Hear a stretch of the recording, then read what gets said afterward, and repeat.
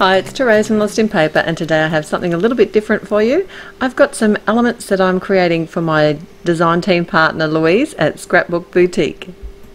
So she made a request. She wanted some Altenew layering flowers in a turquoise colour, so I've chosen the flower arrangement set, but I've also got some images and they'll be on another video and you can watch me colour those there. And I'll link to that at the end of the video and also in the description below.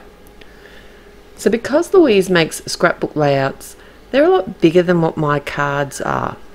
I know, go figure. So what I figured was, I don't know, I don't make scrapbook layouts. I don't know how many flowers she needs. I don't know how many elements she needs, whether she wants a busy design or whether she wants something a bit more clean and simple. So I figured I'll make a stack and then she can choose. And that's what's so fabulous about the Misty. Having a stamp positioning tool, you can actually crank out a heap of images and in, excuse me, in today's case, a heap of flowers in no time at all. Probably the hardest thing is lining them up, and that's not hard because if you actually look at the packaging, it's all there for you.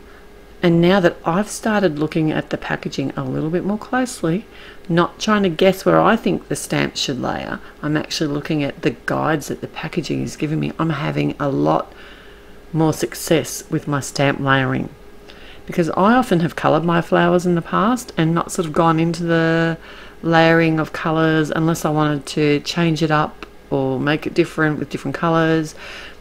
So by doing this, it makes it so much easier. If I had hand coloured all the flowers that I sent her, I would have been here for days.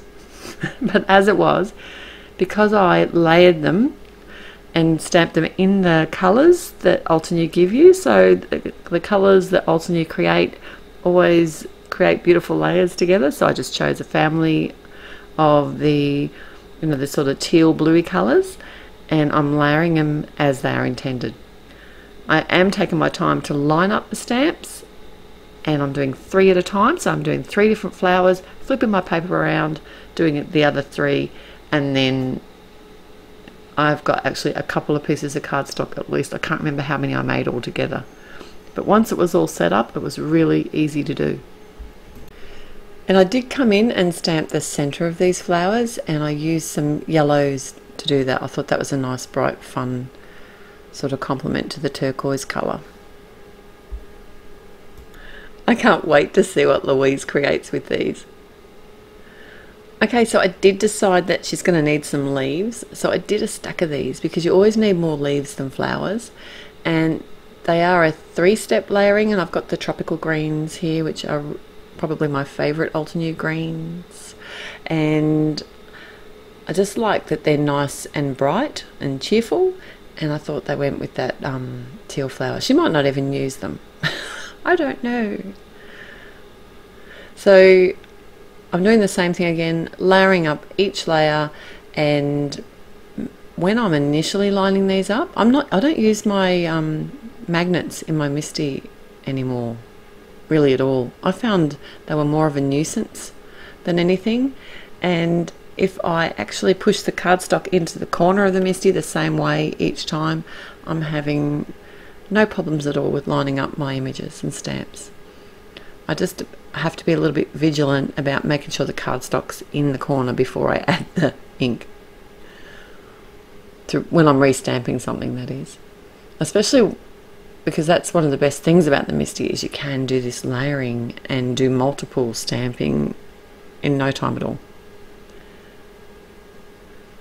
So I have come in with a darker screen. You will notice that these look a bit lighter once they're dry. That's normal. These crisp dye inks dry lighter. So if you want a real dark colour, you do need to go for one darker than you think you want initially. Am I babbling? I know I'm babbling. I'm post night duty. That makes me babble. Alright, and here's the kicker. I have coordinating dies. So even though it looks like I've made a stack of flowers and it's taken me ages, it hasn't.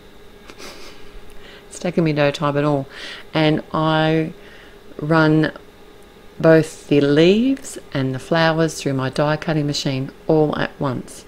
And I'll do this forever, how many leaves and how many flowers I've created. So that's the end of this video for today, and don't forget to head over to Scrapbook Boutique, and the links will be below and at the end of this video to Louise's YouTube channel to see what she created using these flowers.